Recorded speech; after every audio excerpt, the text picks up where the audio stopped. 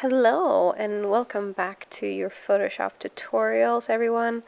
Now, today I'm going to walk you through your different tools and where you have everything. So right up here at the top, you have your standard menu, just like you do with any program. You have menus for layers, adjustments, filters. We'll go through what all of these do in further classes, but this is where you find your basics. And we'll be working quite a bit with layers and filters as well as edits. Now, if you go to Window here and you see your tools, these correspond to the little toolbars that you have on the right side. So all of these little tabs you can make appear or disappear by finding it in your windows and your tools. So if you, unlike me, don't have the tool there, you just go into your window and you tick it and you will have all the same ones. On the left hand side here, we have your main tools. And whenever you change one of the main tools, the edit toolbar at the top changes in accordance with those different tool options. So your options to change the tool you're currently working with depends on which tool that you have selected. So up here you have your move tool, for instance, and if this is the first time that you're using Photoshop, a little tutorial window would pop up when you click on the tools. They will stop doing that after a while, but they can be very useful in the beginning. So that's a very easy way to kind of learn what they do. Now most of them you see have a little tiny arrow on the lower right hand corner, and that shows you that there are more options within that tool. So if you right click on it, you see that you now have another 4 tools in that one tool, and you have these for most of the different buttons. So again, if I just go in and I click right here, I have a little learn how if you want to learn how to use this tool. And if I right click, you see that there are actually more variations of the same tools. So these are very cleverly grouped. You have brush tools, then you have different types of brushes if you go onto that extension. If you use your selecting tools or your lasso tools, then you have different types of lasso tools in that extension. So they're all grouped together by a category. Down here we have a little edit toolbar button. We're not really going to be using this because we really have all the tools that we need already in the main toolbars. But it's good to know that they're there. You can go in, you can change shortcuts, you can have a look at the shortcuts. I would actually not recommend changing shortcuts because these are standard in any Photoshop program. So even if you change them on your computer, if you go into work on Photoshop in any other laptop, then you won't know the shortcuts because you've changed them. So it's easier just to learn.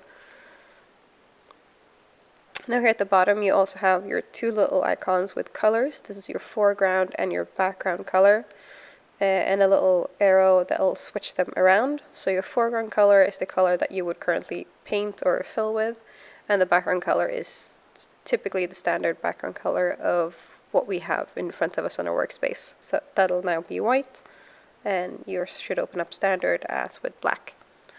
Then on the right hand side you have your different little tabs. These are very useful. You can move them around as you wish and position them where you like them.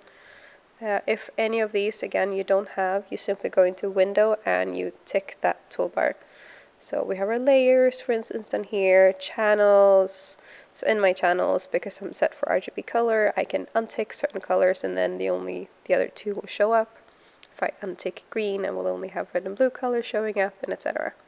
We're not really going to mess with that too much. Paths, we don't have any currently because we haven't worked with the program yet. But all of the tools are there for you to use. So again, if you don't have any of these, you go into Window, and in this little bar here, you simply tick on them.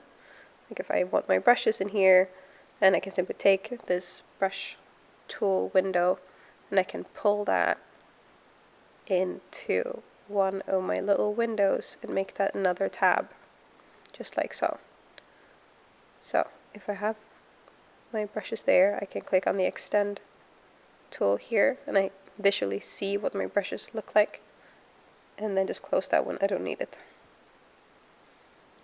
And this is my little history section, so it shows me what I have clicked on and what I have done in the past whilst working on this particular document. And adjustments, properties, and again you can extend and close your extension windows. So if I go into my color swatches, I pick a color, I pick a brush, any of the brushes really, and then up here at the top you can change the size of them. This gives you the same selection window, it just looks different, but it's the same contents, the same different brushes. I can change sizes, I can change how faded the edges are, so how soft they are or not, and I can go ahead and start drawing on my workspace. So feel free to go ahead and just play around with this, even if you don't really have a designated purpose right now. You don't always need one. Best advice I could give you is to just play around with the different tools.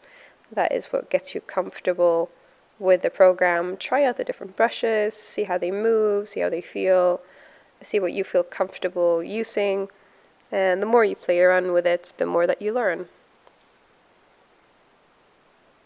So I can change my size by just pulling up that bar or typing a number in. Typically I just pull it up unless you want something specific. So again, you can simply pick different colors from in here.